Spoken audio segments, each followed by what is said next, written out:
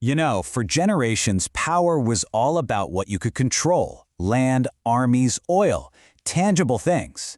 But what if the single most powerful asset in the world today is something you give away, for free, every single second? What if the new empires aren't being built on land at all, but inside your mind? Just think about it for a second. For pretty much the entire 20th century, a tiny group of executives sitting in a few buildings in New York and Hollywood, they got to decide everything. They decided who became a star, what stories got told, what an entire generation laughed at, cried about, and dreamed of. They were the gatekeepers of culture, period. Well, that era? It's over. The gates haven't just been opened. They've been completely smashed. Today, power isn't handed down from some corner office. Nope, it's granted by billions of clicks and taps, every single day. And the people who've been crowned, they're not who anyone expected. They've built empires bigger than most corporations, with more loyal citizens than most countries. Look, this is so much bigger than just viral videos. This is a fundamental rewrite of the rules of influence, of power, of economics itself. So if you really want to get a handle on who's calling the shots today, you've got to understand their playbook. So join us on this journey. We're going to pull back the curtain and show you the blueprint. And if you want to understand this new world order, there's really only one place to start, with its undisputed emperor. A guy who isn't just playing the game anymore, he's completely redesigning the entire board. To really wrap your head around the scale of what Jimmy Donaldson, MrBeast, has built, let's just try a little thought experiment. I want you to picture the entire population of the United States. That's about what, 330 million people? Okay, got it? Now, add the entire population of Japan. It's a massive number, right? Well, guess what? His digital nation is even bigger. 458 million subscribers. And that's just on his main channel. That's not a viewership, you guys. That's a population. It's a direct line of communication to more people than live in any country on Earth except for two. And he commands their most valuable asset, their absolute, undivided attention. So the big question is, how on earth did he pull this off? How do you build an audience larger than a continent? Well, it all boils down to this deceptively simple three-part formula. First, he completely mastered virality. He engineers these spectacles that are so huge you almost physically can't stop yourself from clicking. Second, he basically weaponizes psychology. He taps into these really primal human desires for generosity, for competition. We love seeing someone's life get changed with a briefcase full of cash, and we really love a good competition. And third, and honestly this is the masterstroke, he reinvests everything. Every single dollar a video makes gets poured into the next, even bigger video.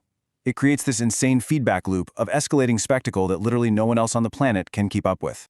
But here's the thing you gotta understand. YouTube, that's just the capital city of his empire. The territory is expanding fast. His philanthropy channel turns charity into must-see content, building this incredible amount of goodwill. His food brand, Feastables, takes all that digital trust and puts it on a physical shelf in your grocery store. And now with these massive TV deals, he's taken his playbook and conquering the old media world on their own turf. But the MrBeast model, this idea of the individual creator king, it's not the only path to power, not by a long shot. To see the other global superpower, we have to look east.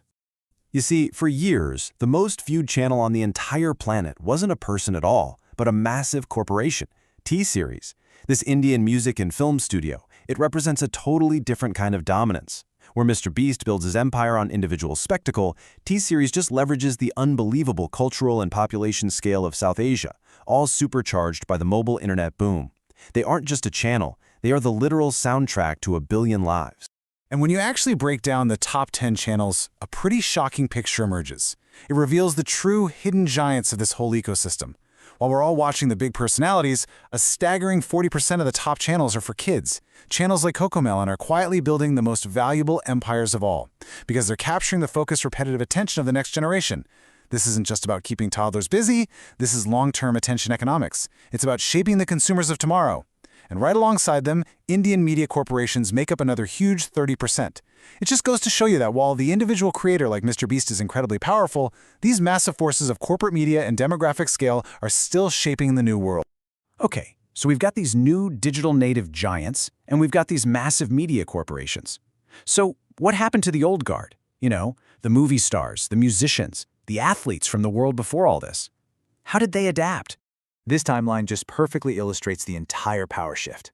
Think back to 2006. Networks told you who was famous. Simple. By 2016, platforms like YouTube and Instagram were creating their own stars from scratch. But now, in 2026, the game has completely changed again. The most powerful people, they've become the platforms themselves. Their name is the brand, and their audience will follow them anywhere. And you can really see how different platforms reward different kinds of fame. So take Instagram. The top 10 is basically a hall of fame of traditional celebrity. Cristiano Ronaldo, Lionel Messi, Selena Gomez. They took their existing global fame and just ported it over to a visual platform. But then you look at YouTube's top 10 and it's a completely different universe. It's a world built by digital-first creators and media brands. So you've got one platform for maintaining fame and another for building an empire from the ground up. And this all leads to the rise of what I call the cross-platform royals. These are the legacy stars who figured out a whole new strategy for this digital age. So look at Cristiano Ronaldo. He dominates Instagram, he's huge on X, but he doesn't really need a big YouTube channel. His whole strategy is about broadcasting his brand across a bunch of different touchpoints. MrBeast is the exact opposite. His power is hyper-concentrated on that YouTube anchor. The old guard adapted not by conquering one single platform, but by turning their fame into this distributed, always-on, omnipresent brand. Okay, so let's pull all these different threads together. We've got the digital natives like MrBeast, the Eastern Titans like T-Series, and the adapted celebrities. So what's the common denominator? Well, when you look really closely, a clear playbook starts to emerge. It's like a three-layer strategy that all the new empires use to conquer attention. So, the foundation of any of these modern empires is its anchor content. This is the main event. It's the big, high-effort production that your whole brand is built around. For MrBeast, it's that monthly YouTube blockbuster. For a musician like Taylor Swift, it's a new album. This is the gravitational center that the entire audience orbits around. But that anchor content, that's just the starting point. The next layer is amplification content. This is where you get really smart. You take the most explosive, most shareable moments from your main event and you slice them up into short-form videos. These are the hooks. They're the TikToks, the shorts, the reels that act like free commercials, constantly pulling millions of new people into your world. And finally, the third layer, the one that really seals the deal and turns viewers into a loyal tribe. That's community content.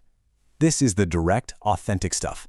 The behind-the-scenes thoughts, the Q&As, the personal updates on platforms like X or Instagram stories. This is where a passive audience becomes an active community, bonded directly to the creator.